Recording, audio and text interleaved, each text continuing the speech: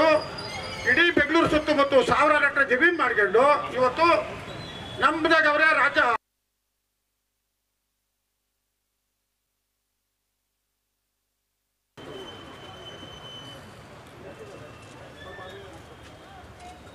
ವೆಂಕಟೇಶನ ಸ್ವಲ್ಪ ಮುಂದೆ ಬಣ ಎಬ್ಬಳ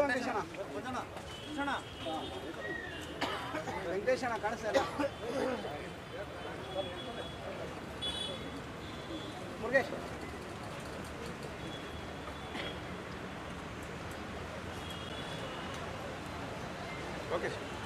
ನಮಸ್ಕಾರ. ಭೀಮ್ ಪ್ರಜಾ ಸಂಘ ರಾಜ್ಯ ಸಮಿತಿಯವರ ವತಿಯಿಂದ ಏನು ಇವತ್ತು ಈ ಒಂದು ಮನವಿಯನ್ನು ಕೊಟ್ಟಿದ್ದಾರೆ, ಅದರಲ್ಲೂ ಭಾಳ ಪ್ರಮುಖವಾಗಿ ಒಂದಷ್ಟು ಬೇಡಿಕೆಗಳನ್ನ ಸರ್ಕಾರದ ಗಮನಕ್ಕೆ ತರಲಿಕ್ಕೆ ಮನವಿಯನ್ನು ಮಾಡಿದ್ದಾರೆ. ಈಗಾಗಲೇ ಏನು ಬಾಬಾ ಸಾಹೇಬ್ ಅಂಬೇಡ್ಕರ್ ಅವರ ಒಂದು ಪುತ್ಥಳಿ ನಿರ್ಮಾಣ ಮಾಡಬೇಕಾಗಿ ಏನು ಬೇಡಿಕೆಯನ್ನು ಸಲ್ಲಿಸಿದ್ದಾರೆ. ಈ ಹಿಂದೆ ಕೂಡ ಸಾಕಷ್ಟು ಹೋರಾಟಗಳು ಮಾಡಿದ್ದಾರೆ. ವೈಟ್ಫೀಲ್ಡ್ ಮುರುಗೇಶ್ ಅವರು ಕೂಡ ಈಗಾಗಲೇ ತಮ್ಮ ಗಮನಕ್ಕೆ ತಂದಿದ್ದಾರೆ. ಈ ವಿಷಯಕ್ಕೆ ಸಂಬಂಧಪಟ್ಟಾಗೆ ಮಾನ್ಯ ಮುಖ್ಯಮಂತ್ರಿಯವರು ಹಾಗೂ ಮಾನ್ಯ ಸಮಾಜ ಕಲ್ಯಾಣ ಇಲಾಖೆಯ ಸಚಿವರಾದ ಡಾಕ್ಟರ್ ಎಚ್ ಸಿ ಮಾದೇವರವರು ಈಗಾಗಲೇ ಪಾಸಿಟಿವ್ ಆಗಿ ಸ್ಪಂದಿಸಿದ್ದಾರೆ. ತಮ್ಮೆಲ್ಲರೂ ಗೊತ್ತಿರುವ ಹಾಗೆ ಈಗಾಗಲೇ ಏಪ್ರಿಲ್ 14ರಂದು ಏನು ಬಾಬಾ ಸಾಹೇಬರ ಜಯಂತಿ ಏನಿತ್ತು, ಆ ಜಯಂತಿ ದಿವಸ ಮಾನ್ಯ ಮುಖ್ಯಮಂತ್ರಿ ಅವರೇ ಈ ಒಂದು ಘೋಷಣೆಯನ್ನು ಮಾಡಿದ್ದಾರೆ. ಇಡೀ ದೇಶದಲ್ಲೇ ಭಾಳ ಎತ್ತರವಾದ ಬಾಬಾ ಸಾಹೇಬರ ಒಂದು ಪುತ್ಥಳಿಯನ್ನು ನಿರ್ಮಾಣ ಮಾಡ್ತೇವೆ ಅಂತ ಹೇಳ್ಬಿಟ್ಟು ಈಗಾಗಲೇ ಈ ಒಂದು ನಿಟ್ಟಿನಲ್ಲಿ ಮಾನ್ಯ ಮುಖ್ಯಮಂತ್ರಿಯವರ ನೇತೃತ್ವದಲ್ಲಿ ಒಂದು ಸಭೆ ಆಗಿದೆ. ಮಾನ್ಯ ಸಮಾಜ ಕಲ್ಯಾಣ ಇಲಾಖೆ ಸಚಿವರ ಜೊತೆಗೆ ನಾನೇ ಸ್ವತಃ ವಿಜಯವಾಡಕ್ಕೆ ಯಾವ ರೀತಿಯಾಗಿ ಮಾಡಿದ್ದಾರೆ ಅಂತ ಹೇಳ್ಬಿಟ್ಟು ಪ್ರಾಜೆಕ್ಟ್ ನೋಡಲಿಕ್ಕೂ ಕೂಡ ನಾವು ಈಗಾಗಲೇ ಭೇಟಿ ಕೊಟ್ಟು ಆ ಒಂದು ಭೇಟಿಯಲ್ಲಿ ಸಂಬಂಧಪಟ್ಟ ಇಂಜಿನಿಯರ್ಗಳಾಗಿರ್ಬೋದು ಅಥವಾ ಅಲ್ಲಿನ ಏನು ಅಧಿಕಾರಿಗಳಿದ್ದಾರೆ ಅವ್ರ ಜೊತೆಗೆ ಒಂದು ಸಭೆಯನ್ನು ನಡೆಸಿ ಎಲ್ಲ ಮಾಹಿತಿಯನ್ನು ಕೂಡ ಸಂಗ್ರಹ ಮಾಡಿದ್ದಾರೆ. ಈಗಾಗಲೇ ಬೆಂಗಳೂರಿನಲ್ಲಿ ಈ ಒಂದು ಪುತ್ಥಳಿ ನಿರ್ಮಾಣ ಮಾಡಲಿಕ್ಕೆ ಪ್ರತ್ಯೇಕವಾದ ಜಾಗನೂ ಕೂಡ ನಾವು ನಿಗದಿ ಮಾಡಿದ್ದೇವೆ. ಆ ಒಂದು ಜಾಗವನ್ನು ನಾವು ಪರಿಶೀಲನೆ ಮಾಡಿ ಆ ಜಾಗವನ್ನು ಸಮಾಜ ಕಲ್ಯಾಣ ಇಲಾಖೆಗೆ ಹಸ್ತಾಂತರ ಮಾಡುವಂಥ ಒಂದು ಕಾರ್ಯ ಏನಿದೆ ಅದು ಪ್ರಗತಿಯಲ್ಲಿದೆ. ಮಾನ್ಯ ಮುಖ್ಯಮಂತ್ರಿಯವರ ನೇತೃತ್ವದಲ್ಲಿ ಒಂದು ಸಭೆನೂ ಕೂಡ ಆಗಿದೆ. ಮಾನ್ಯ ಮುಖ್ಯಮಂತ್ರಿಯವರ ನೇತೃತ್ವದಲ್ಲಿ ಎಲ್ಲಿ ಕರೆಕ್ಟಾಗಿ ಒಂದು ಬೆಂಗಳೂರಿನಲ್ಲಿ ಕೇಂದ್ರೀಕೃತವಾದ ಒಂದು ಜಾಗ, ಅಂದರೆ ಎಲ್ಲೋ ಒಂದು ಮಾಡೋದಲ್ಲ, ಒಂದು ಕೇಂದ್ರೀಕೃತವಾದ ಒಂದು ಜಾಗದಲ್ಲಿ ಇದನ್ನು ಮಾಡಬೇಕು. ಸುಮಾರು 20 ರಿಂದ 25 ಎಕರೆ ಜಾಗ ಬೇಕಾಗ್ತದೆ. ಈಗಾಗಲೇ ಇನ್ನೂ ಕೂಡ DPR ಆಗಿಲ್ಲ. ನಮ್ಮ ಒಂದು ಮನವಿ ಏನಿದೆ, ಮಾನ್ಯ ಮುಖ್ಯಮಂತ್ರಿಗಳಾಗಲಿ ಅತಿ ಎತ್ತರದ ಮಾಡಬೇಕಂತ ಈಗಾಗಲೇ ಘೋಷಣೆಯನ್ನು ಮಾಡಿದ್ದಾರೆ. ಅದು ಇನ್ನೂ ರೆಡಿ ಮಾಡಬೇಕು, 200 ಮೀಟರ್ ಮಾಡಬೇಕು ಅನ್ನೋದು ಇನ್ನೂ ಕೂಡ DPR ತಯಾರಿ ಆಗಿಲ್ಲ. ಜಾಗ ಪ್ರಮುಖವಾದದ್ದು. ತಮ್ಮ ಬೇಡಿಕೆ ಏನಿದೆ ಅದು ಖಂಡಿತವಾಗ್ಲೂ ನಾನು ಮಾನ್ಯ ಮುಖ್ಯಮಂತ್ರಿಯವರು ಮತ್ತು ಮಾನ್ಯ ಸಮಾಜ ಕಲ್ಯಾಣ ಸಚಿವರ ಗಮನಕ್ಕೆ ತರ್ತೇನೆ. ನಮ್ಮ ಪ್ರಯತ್ನನೂ ಕೂಡ ಆದಷ್ಟು ಅತಿ ಎತ್ತರದ ಒಂದು ಪುತ್ಥಳಿ ಮಾಡಿಬಿಟ್ಟು ಅವರ ಒಂದು ಬಾಬಾ ಸಾಹೇಬರ ಅವರ ಒಂದು ಅಚೀವ್ಮೆಂಟ್ಸ್ಗೆ ಅನುಗುಣವಾಗಿ ನಾವು ಈ ಒಂದು ಪುತ್ಥಳಿ ಮತ್ತು ಅಲ್ಲಿ ಬೇಕಾಗಿರುವಂಥ ಏನು ಕೋಚಿಂಗ್ ಆಗಿರ್ಬೋದು, ಲೈಬ್ರರಿ ಆಗಿರ್ಬೋದು, ಎಲ್ಲ ರೀತಿಯಾದ ಫೆಸಿಲಿಟಿನ ಒಂದೇ ಜಾಗದಲ್ಲಿ ಮಾಡುವಂಥ ಒಂದು ನಿಟ್ಟಿನಲ್ಲಿ ನಾವು ಈ ಒಂದು DPRನ ತಯಾರಿಸಬೇಕಾಗಿದೆ. ಇದಕ್ಕೆ ಅಂತಲೇ ಪ್ರತ್ಯೇಕವಾಗಿ 500 ಕೋಟಿ ರೂಪಾಯಿ ಮೊತ್ತವನ್ನು ನಿಗದಿಪಡಿಸಬೇಕು ಅಂತಲೂ ಕೂಡ ಈಗಾಗಲೇ ಆರ್ಥಿಕ ಇಲಾಖೆಗೆ ನಾವು ಕಡತವನ್ನು ಮಂಡಿಸಿದ್ದೇವೆ. ಖಂಡಿತವಾಗ್ಲೂ ಅದು ನಮ್ಮ ಇಲಾಖೆ ವತಿಯಿಂದ ಆಗಿರ್ಬೋದು ಅಥವಾ ಮಾನ್ಯ ಮುಖ್ಯಮಂತ್ರಿ ಅವ್ರ ಕಡೆಯಿಂದ ಅದು ಪಾಸಿಟಿವ್ ಆಗಿ ಸ್ಪಂದಿಸ್ತಾರೆ ಅಂತ ನಾನು ಭಾವಿಸ್ತೇನೆ. ಇದಲ್ಲದೆ ಏನು ಮಾನ್ಯ ಗೃಹ ಸಚಿವರಿಗೆ ತಾವು ಏನು ಮನವಿ ಕೊಟ್ಟಿದ್ದಾರೆ, ಖಂಡಿತವಾಗ್ಲೂ ತಾವು ಹೋರಾಟ ಏನು ಮಾಡ್ತಿರ್ತಾರೆ, ಪ್ರಾಮಾಣಿಕವಾಗಿ ಏನು ತಮ್ಮ ಒಂದು ಕಡೆಯಿಂದ ಹೋರಾಟ ಮಾಡ್ತಾ ಇದ್ದೀರಿ, ಅದಕ್ಕೆ ಯಾವುದೇ ರೀತಿಯಾದಲ್ಲಿ ಅದನ್ನ ಅಡೆತಡೆಗಳಾಗಬಾರ್ದು. ಈ ರೀತಿಯಾಗಿ ರೌಡಿ ಶೀಟರ್ ಆಗಿರ್ಬೋದು, ಈ ರೀತಿಯಾಗಿ ಅವ್ರನ್ನ ಯಾವುದೇ ರೀತಿಯಾದ ಶಾಂತಿಯುತವಾಗಿ ಮಾಡ್ತಾ ಇದ್ರೆ ಯಾವುದೇ ರೀತಿಯಾದ ನನ್ನ ಅಭಿಪ್ರಾಯದಲ್ಲಿ ಸಮಸ್ಯೆ ಇಲ್ಲ. ಅದನ್ನು ಖಂಡಿತವಾಗ್ಲೂ ಮಾನ್ಯ ಗೃಹ ಸಚಿವರ ಗಮನಕ್ಕೆ ತಂದುಬಿಟ್ಟು ಈ ರೀತಿಯಾಗಿ ಆಗದೇ ಇರೋ ಹಾಗೆ ಕ್ರಮ ವಹಿಸಬೇಕಾಗಿ ನಾನು ನಮ್ಮ ಇಲಾಖೆ ವತಿಯಿಂದ ಮತ್ತು ಸಚಿವರ ಮುಖಾಂತರ ನಾವು ಅದನ್ನು ಕೋರ್ಕೊಳ್ತೇವೆ. ಎಲ್ಲರಿಗೂ ಜೈ ಭೀಮ್. ಸರ್, ಇವತ್ತೇನು ನಾವು ಸುಮಾರು 3 ವರ್ಷಗಳಿಂದ ರಾಜ್ಯದಲ್ಲಿ ಪ್ರಪ್ರಥಮ ಬಾರಿಗೆ ಭೀಮ್ ಪ್ರಜಾ ಸಂಘದ ವತಿಯಿಂದ ನಾವು ಈ ರಾಜ್ಯದಲ್ಲಿ ಬಾಬಾ ಸಾಹೇಬ್ ಅಂಬೇಡ್ಕರ್ ಅವರ ಪುತ್ಥಳಿ ನಿರ್ಮಾಣ ಮಾಡಬೇಕು ಅಂತೇಳಿ ಈ ರಾಜ್ಯದ ಹೆಮ್ಮೆಯ ಮುಖ್ಯಮಂತ್ರಿಗಳಾದಂಥ ಸಿದ್ದರಾಮಯ್ಯ ಸಾಹೇಬರಿಗೆ ಮೊದಲನೇ ಮನವಿ ಕೊಟ್ಟಂಥ ಏಕೈಕ ಸಂಘಟನೆ ನಮ್ಮ ಭೀಮ್ ಪ್ರಜಾ ಸಂಘ. ಹಾಗಾಗಿ ಸತತವಾಗಿ 3 ವರ್ಷಗಳಿಂದ ಹೋರಾಟ ಮಾಡ್ಕೊಂಡು ಬಂದಿದ್ದೇವೋ, ಈ ಜನವರಿ ತಿಂಗಳಲ್ಲಿ ನಾವು ಇದೇ ಫ್ರೀಡಮ್ ಪಾರ್ಕಲ್ಲಿ ಹೋರಾಟ ಮಾಡಿದ್ವಿ. ಆ ಹೋರಾಟ ಮಾಡಿದ ಮನವಿ ತೊಗೊಂಡೋಗಿ ಮಾಡ್ತೀರಿ ಅಂತ ಹೇಳಿದಾಗ ಮತ್ತೆ ನಮ್ಗೆ ಒಂದು ಹಿಂಬಾರಹ ಬರುತ್ತೆ. ಆ ಹಿಂಬಾರಹದಲ್ಲೇ ಯಾವುದೇ ಸ್ಟ್ಯಾಚ್ಯೂಗೆ ಅನುಮತಿ ಕೊಡೋಂಗಿಲ್ಲ, ಸುಪ್ರೀಂ ಕೋರ್ಟ್ ಆದೇಶದ ಪ್ರಕಾರ ಅಂತೇಳಿ ನಮಗೆ ಹಿಂಬಾರಹ ಬರುತ್ತೆ.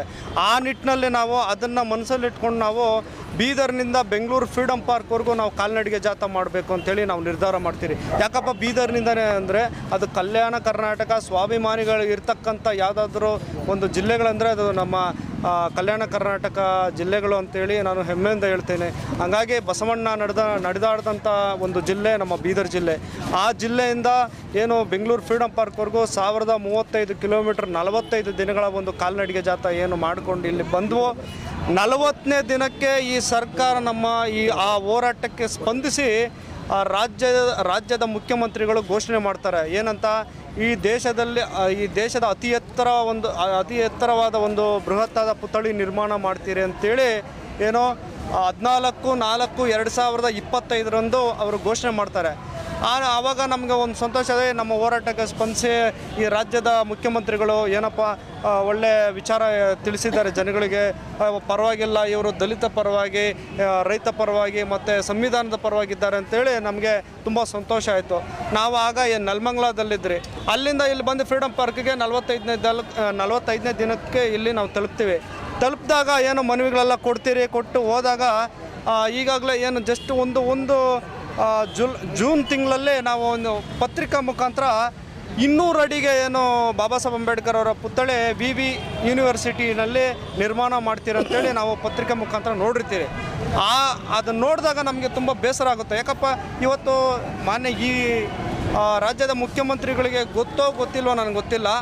ಯಾಕಂದರೆ 200 ಅಡಿ ದಯವಿಟ್ಟು ದೇಶದಲ್ಲಿ ಅತಿ ಎತ್ತರ ಅಂದರೆ ಸರ್ದಾರ್ ವಲ್ಲಭಾಯ್ ಪಟೇಲ್ದು ಎಷ್ಟು ಮೀಟರ್ ಅಂದರೆ 182 ಮೀಟರ್, 597 ಅಡಿಗಳ ಎತ್ತರದ ಒಂದು ಪುತ್ಥಳಿ ಗುಜರಾತ್ನಲ್ಲಿ ನಿರ್ಮಾಣ ಮಾಡಿದ್ದಾರೆ ನರೇಂದ್ರ ಮೋದಿ ಅವರು.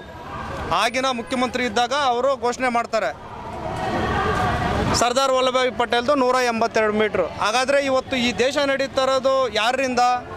ಬಾಬಾ ಸಾಹೇಬ್ ಅಂಬೇಡ್ಕರ್ ಅವರು ಕೊಟ್ಟಂಥ ಸಂವಿಧಾನದಿಂದ ಇವತ್ತು ಈ ದೇಶ ನಡೀತಾ ಇರೋದು. ಹಾಗಾಗಿ ಇವತ್ತು ನಾವು ಯಾರನ್ನಾದರೂ ನೀಲಿ ಆಕಾಶದ ಎತ್ತರವಾಗಿ ನಾವು ಕಾಣಬೇಕಂದ್ರೆ ಅದು ಬಾಬಾ ಸಾಹೇಬ್ ಅಂಬೇಡ್ಕರ್ ಅವ್ರನ್ನ ಮಾತ್ರ ನಾವು ಕಾಣಬೇಕು. ಯಾಕಂದರೆ ಇದು ಬಾಬಾ ಸಾಹೇಬ್ ಅಂಬೇಡ್ಕರ್ ಬರೀ SC/ST ಸಮುದಾಯಕ್ಕೆ ಮಾತ್ರ ಸೀಮಿತ ಅಲ್ಲ. ಅವರು ಪ್ರತಿಯೊಂದು ಸಮಾಜಕ್ಕೂ ಅವರು ಒಂದು ಸೂರ್ಯನ ಥರ ಇವತ್ತು ನಿನ್ನ ವಿರುದ್ಧ ಹೋರಾಟ ಮಾಡ್ತಾರೆ. ತಾವು ಅನ್ಕೊಬೋದು ಅವ್ರ ಪರವಾಗಿ ದಲಿತ ಸಂಘಟನೆಗಳು ಅವ್ರ ಪರವಾಗಿ ಕೂಗ್ತಾರೆ. ಯಾಕಂದರೆ ಎಲ್ಲರಿಗೂ ಒಬ್ಬ ಸಚಿವರಿಗೆ, ಶಾಸಕರಿಗೆ ಅವ್ರದ್ದೇ ಆದಂಥ ಅವ್ರ ಜೊತೆಲಿರ್ತಾರೆ. ಅವರು ನನ್ನ ಸ್ನೇಹಿತರು, ನನ್ನ ಅಣ್ಣ ತಮ್ಮಂದರು. ಅವ್ರಿಗೂ ನಾನು ಮನವಿ ಮಾಡ್ಕೊಳೋದೇನೆಂದರೆ, ದಯವಿಟ್ಟು ಅಣ್ಣ ತಮ್ಮಂದರೆ, ಯಾಕಂದರೆ ಬೀದರ್ನಲ್ಲಿರ್ತಕ್ಕಂಥ ನನ್ನ ದಲಿತ ಸಂಘಟನೆಗಳ ಹೋರಾಟಗಾರರೇ, ತಾವು ದಯಮಾಡಿ ನಾವೆಲ್ಲ ಒಗ್ಗಟ್ಟಾಗಿಲ್ಲ ಅಂದರೆ ನಮ್ಮನ್ನು ನಾಳೆ ದಿನ ನಿಮ್ಮನ್ನು ನೀವು ಪ್ರಶ್ನೆ ಮಾಡಿದ್ರೆ ನಿಮ್ಮ ಮೇಲೆ ಕೂಡ ಸುಳ್ಳು ಕೇಸನ್ನು ಮತ್ತು ರೌಡಿ ಶೀಟರನ್ನ ತೆರೀತಾರೆ. ಮರಿಬೇಡ್ರಿ. ದಯವಿಟ್ಟು ಮುಂದಿನ ದಿನಗಳಲ್ಲಿ ಬೀದರ್ಗೆ ನಾವು ಬರ್ತೀರಿ. ನೀನು ಸಾವಿರಾರು ಕೋಟಿ ಒಡೆಯಲ್ಲ. ನಿನ್ನ ಕೈಯಲ್ಲಿ ತಾಕತ್ತಿದ್ರೆ ನಮ್ಮ ಮೇಲೆ ಪ್ರಭಾವ ಮಾಡು. ನಾನು ಒಬ್ಬ ಬಡವನಾಗಿ ನಾನು ಇವತ್ತು ನಿನ್ನ ನೇರವಾಗಿ ಹೇಳ್ತಾ ಇದ್ದೀನಿ. ನೀನು ದಲಿತರ ಪರವಾಗಿದ್ದೀನಿ ಅಂದರೆ, ಸಂವಿಧಾನದ ಪರವಾಗಿದ್ದೀನಿ ಅಂದರೆ, ಅಂಬೇಡ್ಕರ್ ಅವರ ಪರವಾಗಿದ್ದೀನಿ ಅಂದರೆ, ದಲಿತರ ಮೇಲೆ ಮಾಡ್ತಾ ಇರ್ತಕ್ಕಂಥ ದೌರ್ಜನ್ಯಗಳನ್ನು ಕೂಡಲೇ ನಿಲ್ಲಿಸಬೇಕು. ನಿಲ್ಲಿಸಿಲ್ಲ ಅಂದರೆ ನಾವು ನಿಲ್ಲಿಸ್ತೀರಿ. ಯಾವ ಥರ? ಮನೆಯಲ್ಲಿ ನಿಲ್ಲಿಸ್ತೀರಿ, ವಿಧಾನಸೌಧಕ್ಕೆ ನಿಲ್ಲಿಸಲ್ಲ. ಮನೆಯಲ್ಲಿ ನಿಲ್ಲಿಸೋವಂಥ ಕೆಲಸ ನಾವು ಮಾಡ್ತೀರಿ. ಇಡೀ ಜಿಲ್ಲೆಯೆಲ್ಲ ನಾವು ಓಡಾಡಿ ಇವತ್ತೇನು ಸಾಗರ್ ಕಂಡ್ರೆ ನಿನ್ನ ಮಗನನ್ನು ಇವತ್ತು ಸಂಸದರಾಗಿ ಮಾಡಿದ್ದೀರಾ, ಅವ್ರನ್ನೂ ಮನೆಗೆ ಕಳಿಸೋಂಥ ಕೆಲಸ ನಾವು ಮಾಡ್ತೀರಿ. ಯಾಕಂದರೆ ಇವತ್ತು ಈ ರೀತಿ ಮಾತಾಡ್ತಾ ಇದ್ದಾರೆ ನಮಗೆ ಹಕ್ಕು ಕೊಟ್ಟಂಥದ್ದು ಪರಮಪೂಜ್ಯ ಬಾಬಾ ಸಾಹೇಬ್ ಅಂಬೇಡ್ಕರ್ ಅವರಿಂದ. ಹಾಗಾಗಿ ನಮಗೆ ಈ ಸರ್ಕಾರ ಏನಾದರೂ ಈ ಬೇಡಿಕೆಗಳನ್ನು ಈಡೇರಿಸದೆ ಹೋದರೆ ನಾವು ಉಪವಾಸ ಸತ್ಯಾಗ್ರಹ, ನಾವೇನಾದರೂ ಸತ್ತರೆ ಅದಕ್ಕೆ ನೇರ ಹೊಣೆ ಈ ರಾಜ್ಯ ಸರ್ಕಾರ, ಕಾಂಗ್ರೆಸ್ ಸರ್ಕಾರ ಅಂತೇಳಿ 2 ಮಾತನ್ನು ಮುಗಿಸ್ತೀನಿ. ಜೈ